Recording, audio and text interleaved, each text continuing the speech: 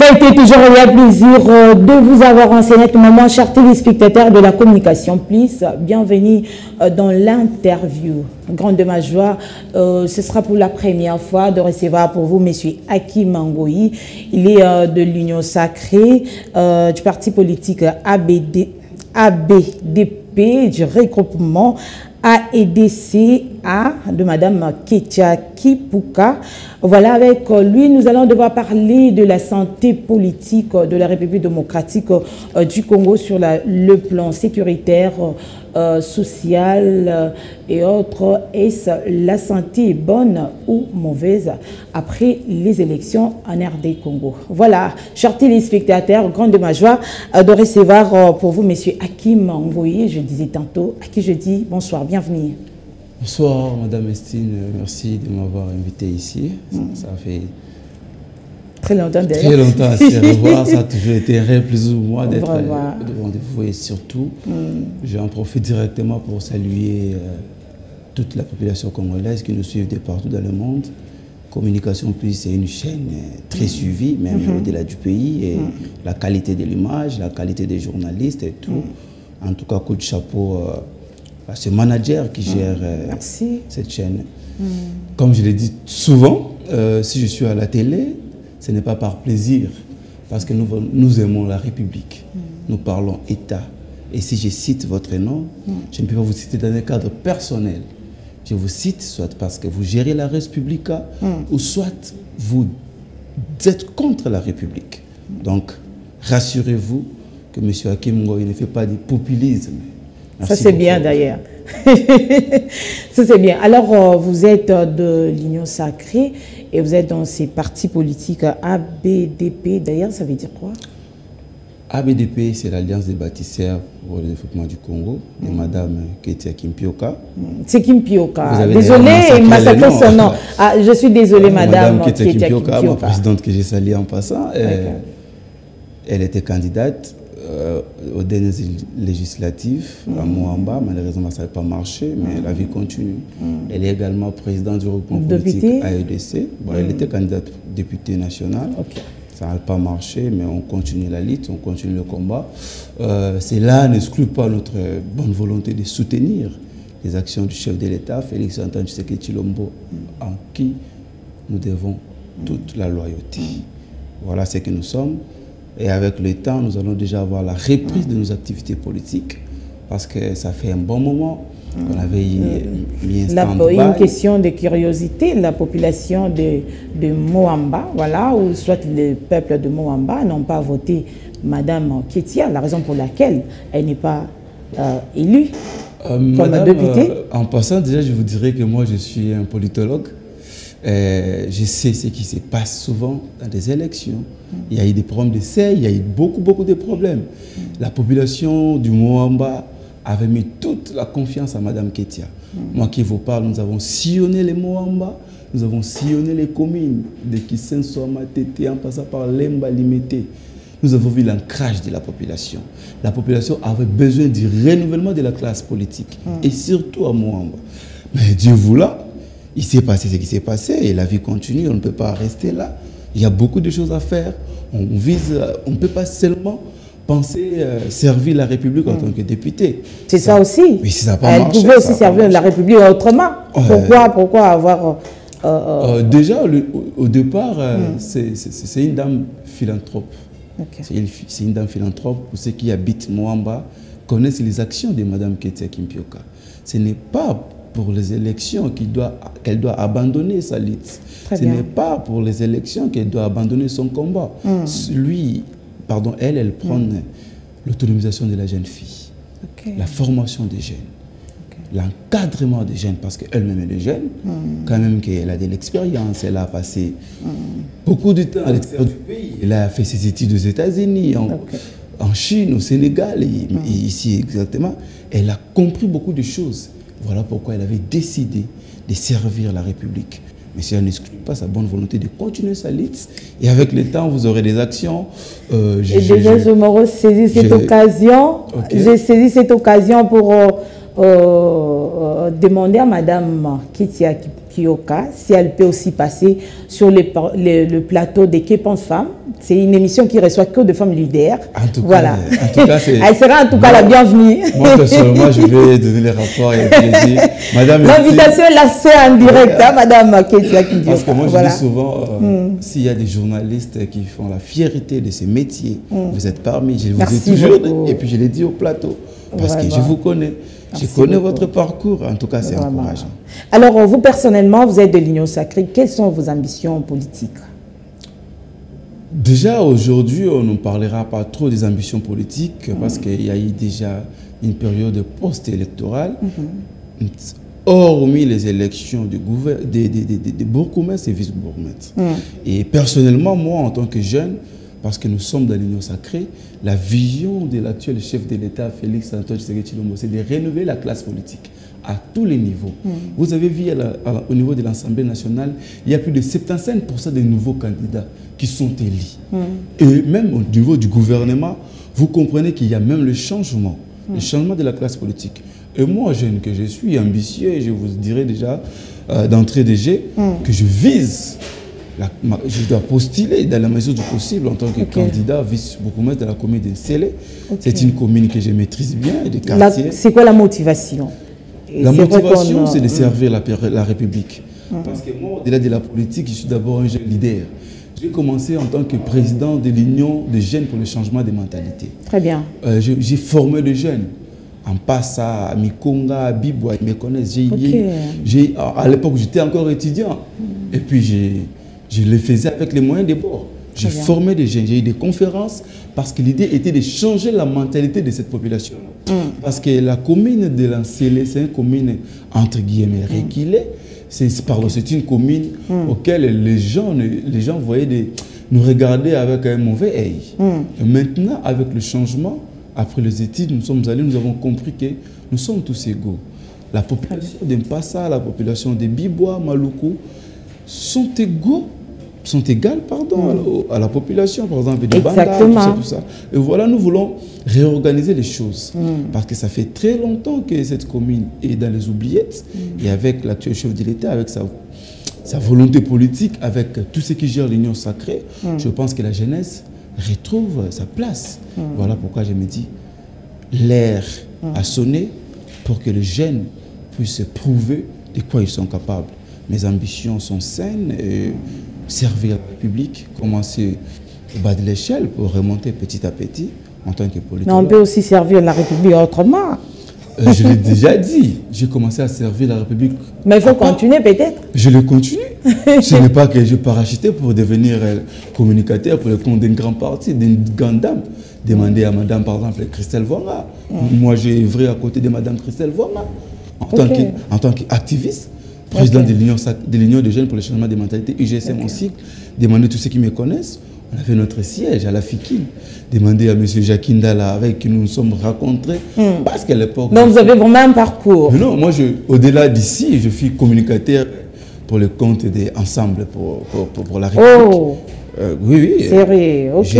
J'ai parcouru avec M. Jacques Ndala que je salue en passant. Ok. C'est parmi les gens qui Mais c'était quoi ces changements, quitter ensemble pour la République?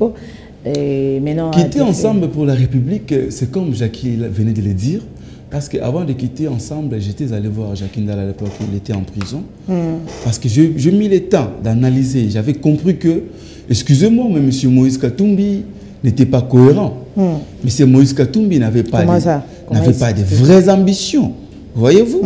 M. Moïse Katumbi, avant même d'adhérer officiellement à l'Union Sacrée, à l'époque, moi, je n'étais pas de l'Union Sacrée, qu'on se le dise, il était déjà des mèches avec l'actuel chef de l'État. Et moi, je me suis dit, moi, je passe à la télé, je parle de vous, on a des ambitions, et vous passez derrière le dos pour aller d'abord. Si c'est comme ça, en tant que jeune, je vais prendre décision d'adhérer à la vision du chef de l'État. Parce que moi, déjà, je me disais, pourquoi on combattait l'actuel chef de l'État, Félix Tshisekedi Tshilombo? Ce n'était pas une lutte politique. C'était en fait de la haine. Et puis une question de curiosité, c'est quoi sa vision? La vision politique du chef de l'État. Ça m'étonnerait si cette question venait de vous. Le chef de l'État prend l'état des droits. C'est quoi l'état des droits? Les gens ne comprennent pas.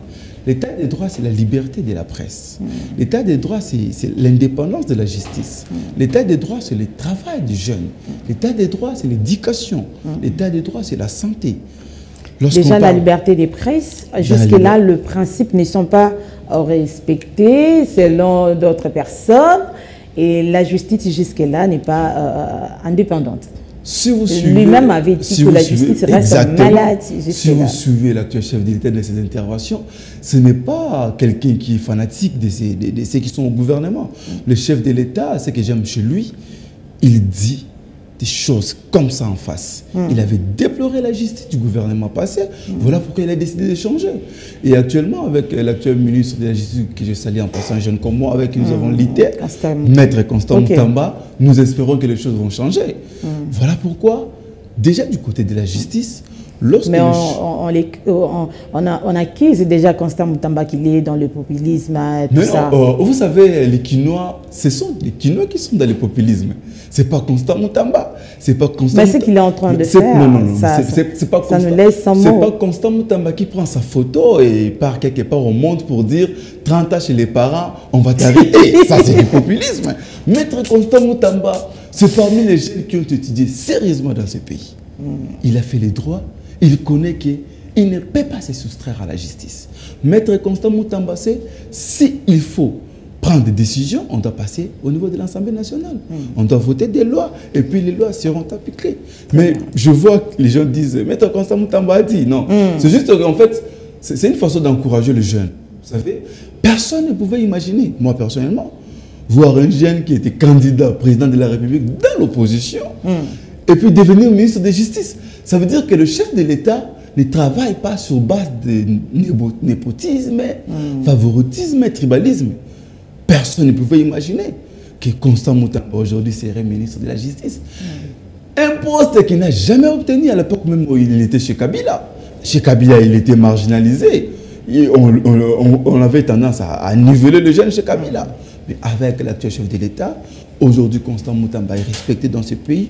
Aujourd'hui, Constant Moutamba peut poser des actions en tant qu'homme d'État dans ce pays. Voyons voir ce qu'il va faire. On va jeter un coup d'œil sur les gouvernements. Voilà. Alors, sans plus tarder, on va aborder la question sur la santé politique de la République démocratique du Congo. Soutenir les armées rwandaises et Ouganda, le M23 multiplie des attaques dans la province du Nord Kivu où il occupe des pas entiers. La mission japonaise à l'ONU a condamné ces attaques qui font plusieurs victimes dont des femmes et des enfants vivant dans les conditions le plus vulnérable et enfuit les violations des droits de l'homme et des abus pour trouver refuge dans les camps. Alors, la santé politique de la République démocratique du Congo, commençons avec la sécurité, voilà. Commençons avec la sécurité. Qu'est-ce qui se passe aujourd'hui? Il y a plus de 20 ans que les pays ont agressé les combats, le M23 multiplie encore des efforts de l'autre côté au nord Kivu. Qu'est-ce qui se passe? Qui peut être la cause de cette insécurité qui ne prend jamais fin? Merci beaucoup, madame.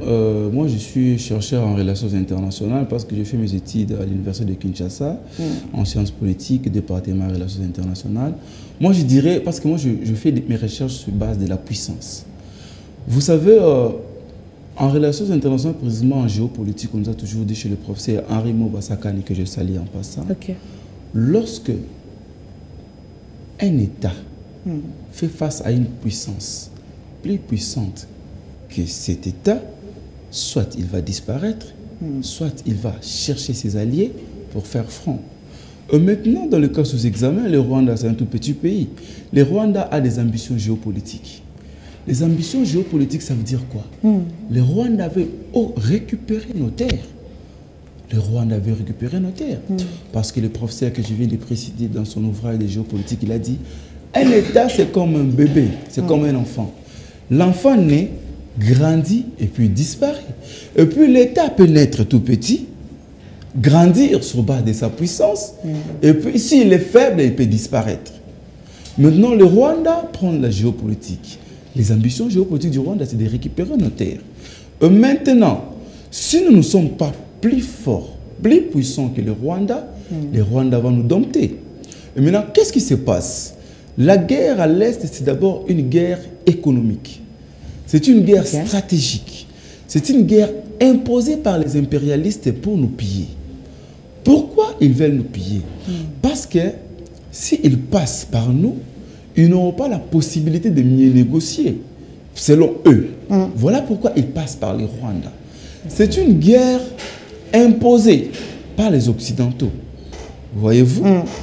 Bizarrement, nous en tant que Congolais, parce que là je suis en train de parler en tant que scientifique, bizarrement, nous en tant que Congo, nous avons encore de la confiance. Nous mettons encore de la confiance aux Occidentaux. Les Occidentaux qui sont des mèches avec les Rwandais. Sur cette question-là, je dirais, il est question d'imposer la puissance. La puissance s'impose par la force. Chez nous, on dit en relations internationales, les diplomates au salon, les militaires au front.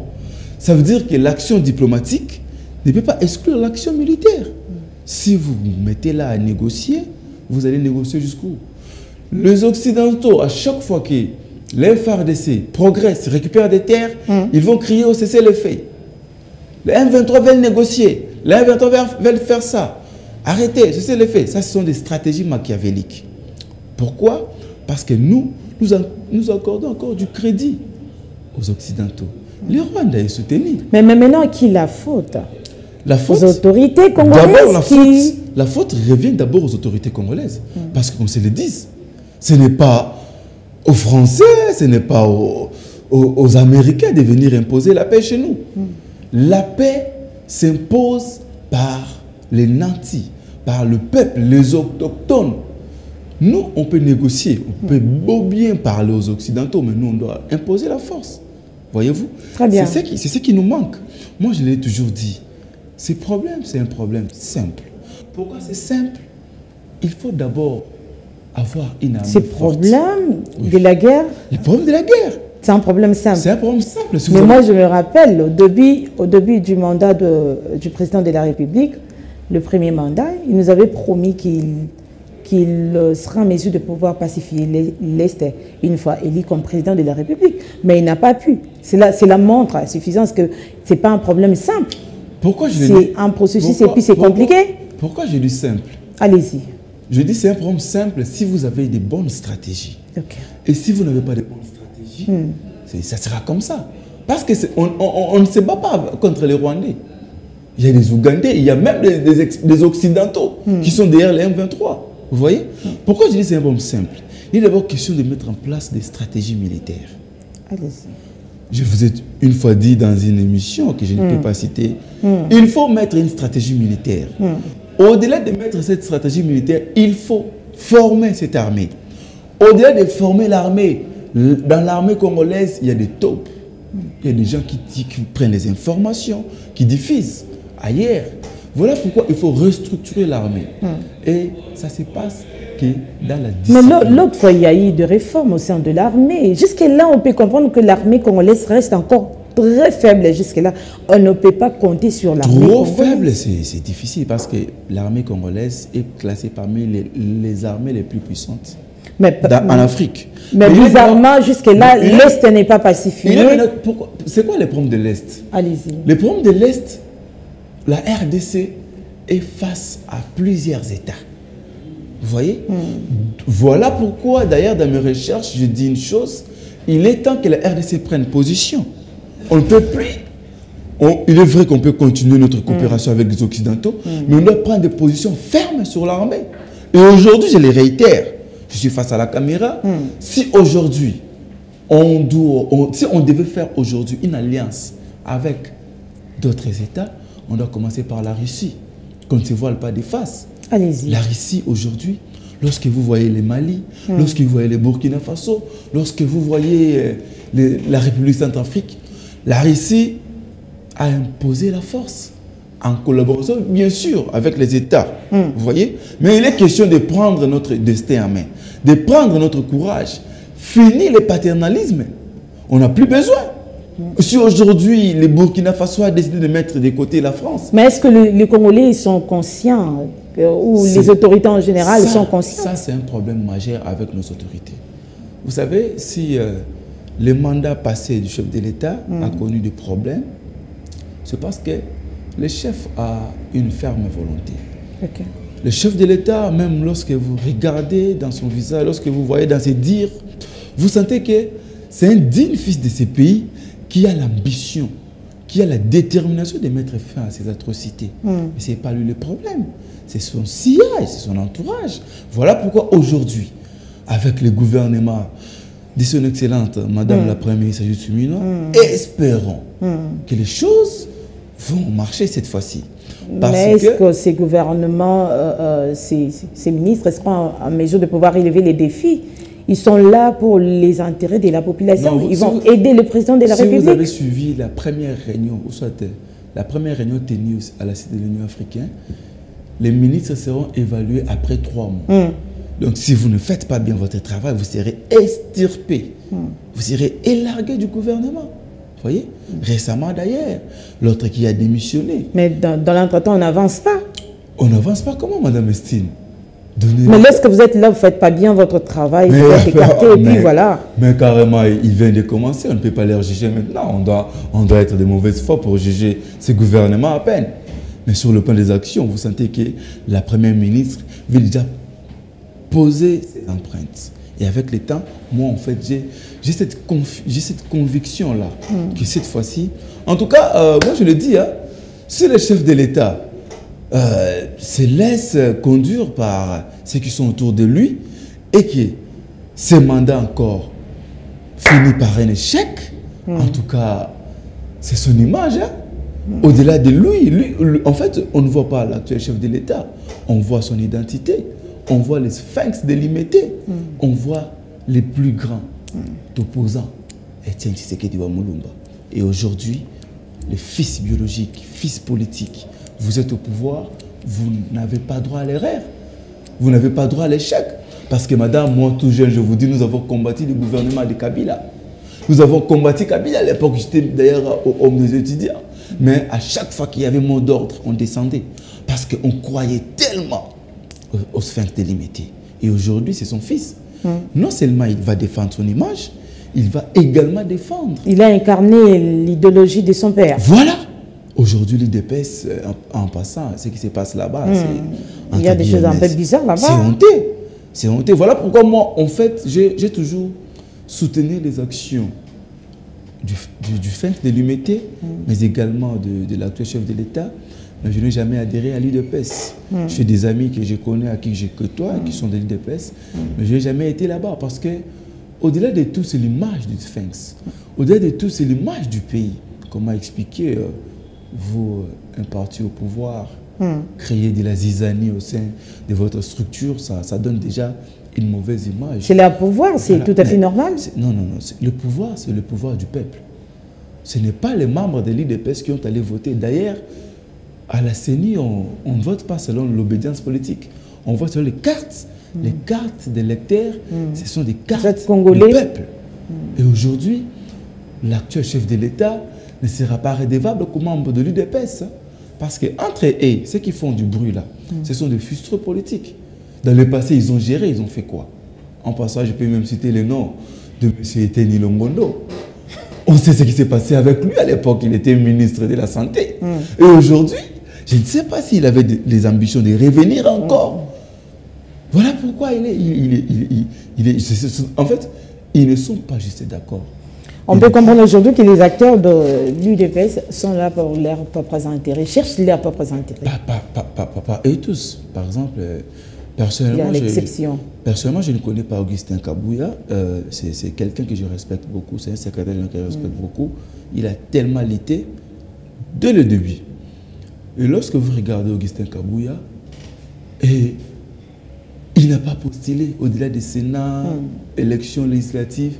Augustin Kabouya a été même mieux placé pour prendre la place de l'actuel premier vice-président de l'Assemblée nationale, le professeur Chilumbaï. Mais il a désisté. Augustin Kabouya pouvait bien... Donc, selon vous, c'est... Ça veut dire que ces gens-là, ils ont des comptes à rendre. Ce sont des débats, ce sont des choses personnelles. Vu qu'ils ne sont pas satisfaits, voilà, très bien, on va chuter. On va chuter, Monsieur Hakim. On va chuter par cette question sur le plan social, en général, donc que communiste, parce que là, nous sommes déjà à la fin. Est-ce que la santé est bonne aujourd'hui? On peut comprendre. C'est un mandat. Est-ce que la santé est bonne? Généralement, la santé sociale de la population n'est pas bonne. Si je dis que la santé est bonne, je serais un menteur. Et aujourd'hui, la population souffre. Aujourd'hui, lorsque vous regardez le taux du dollar, vous avez des larmes aux yeux. Aujourd'hui, lorsque vous regardez le chômage des jeunes, ben, ça laisse à désirer. Ce n'est pas pour ça qu'on avait élu l'actuel chef de l'État pour un second mandat. Et moi, je ne le dis pas... Le second mandat, oui, mais jusque-là, ouais, la vie sociale n'a pas d'impact jusque-là. C'est ce que je suis en train de dire.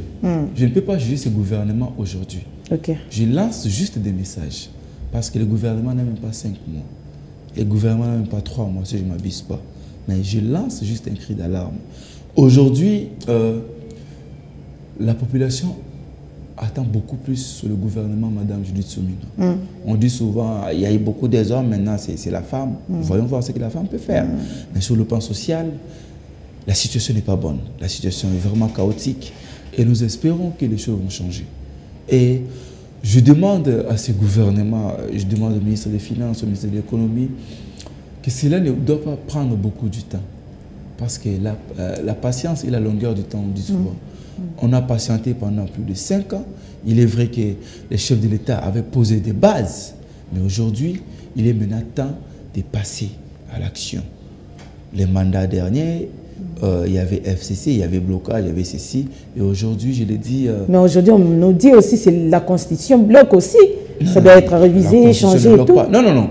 Les gens n'ont pas compris l'idée de la réflexion. C'était quoi l'idée dans 30 secondes? Parce que là, on doit chuter. Je vois d'ailleurs les opposants qui n'avaient plus rien à se dire, prennent maintenant le devant pour dire on ne touche pas à la Constitution. Mais moi, j'en profite pour dire à ces opposants-là, il y a le prix du pain qui augmente, il y a les taux de dollars. Qu'est-ce qu'ils font? Ils attendaient la sortie médiatique de l'actuel chef de l'État pour prendre d'arguments. Mais c'est le pouvoir de l'union sacrée. Qu'est-ce qu'eux peuvent faire? Non, c'est pour dire qu'ils ont eu des arguments juste pour parler, les chefs de l'État ont de modifier la Constitution. Mais qu'est-ce qu'ils peuvent faire? Ils peuvent annoncer des marches, ils peuvent réclamer, parce que ils sont là. Mais combien de fois ils ont réclamé? Ils n'ont rien réclamé. Ils sont passés dans des médias. Ils réclament leur intérêt. Combien de fois avez-vous, Martin Fayoulou, organisé une marche pour le taux du dollar? Si ce n'était pas pour la situation sécuritaire, oui, déjà. Mais non. Voilà. D'ailleurs, c'est une priorité jusque-là. Pour la situation sécuritaire, c'était les gens de l'église qui ont organisé et puis ils sont venus, comme on dit à Lingala, Diembelaki. Vous voyez? Aujourd'hui, pour finir sur cette question, oui, la situation sociale n'est pas bonne et nous espérons. Alors moi, j'ai cette conviction-là que les choses vont changer avec Madame Judith Suminwa, qui a beaucoup de travail dans le passé, qui connaît les sillages politiques. En tout cas, la population congolaise doit encore faire confiance à ces gouvernements parce qu'ils n'ont même pas totalisé une année. Ils sont encore là et les choses vont changer dans le beau côté. Et puis, le pays va se développer et le pays va prendre son élan, les pays vont Merci beaucoup d'être venu, Monsieur Hakim. Dans 30 secondes, vous allez regarder votre caméra. Que devons-nous retenir? Nous sommes à la fin, en clôture. Merci beaucoup. Ce que nous devons retenir sur le plan personnel, je lance un appel patriotique à mes compatriotes qui habitent la commune de Nsélé. Nous allons mettre des actions et le moyen pour postuler en tant que vice-bourgmestre pour notre commune, afin de changer les choses. Mais également sur le plan national, je lance un appel patriotique à nos amis, à nos frères de l'Est, continuer à soutenir l'actuel chef de l'État, Félix Tshisekedi Tshilombo, mais également, il faut être vigilant, dénoncer les Rwandais, dénoncer les infiltrés. Et je lance aussi un appel au gouvernement Judith Suminwa de poser des actions parce que la population a faim. La famine, on dit souvent, merci beaucoup. Je vais également jeter un clin d'œil au manager M. Titi Tshungomba qui fait des bonnes actions pour la population congolaise dans la ville-province de Kinshasa. Je salue également Mme Baudrine Mbombo qui nous suit, qui nous soutient à chaque fois. Je salue également mes amis du parti politique ainsi que du regroupement. Tenons bon, soyons derrière la vision de l'actuel chef de l'État. L'Union sacrée a une grande vision pour ces pays. Le pays va changer, le pays va développer. Il y a encore 4 ans à travailler. Voilà, merci beaucoup. Très bien, il y a encore l'avenir devant nous. Voilà. Les derniers mots de M. Hakim Ngoyi. Je tiens à rappeler qu'il est cadre au sein du parti politique ABDP. Voilà, regroupement AEDCA. Voilà, ce n'est fini pour aujourd'hui avec lui. Nous avons parlé de la santé politique de la République démocratique du Congo. Chers téléspectateurs, je vous retrouve prochainement pour un nouveau numéro. Merci beaucoup à l'équipe technique et bon suite des programmes. Ciao.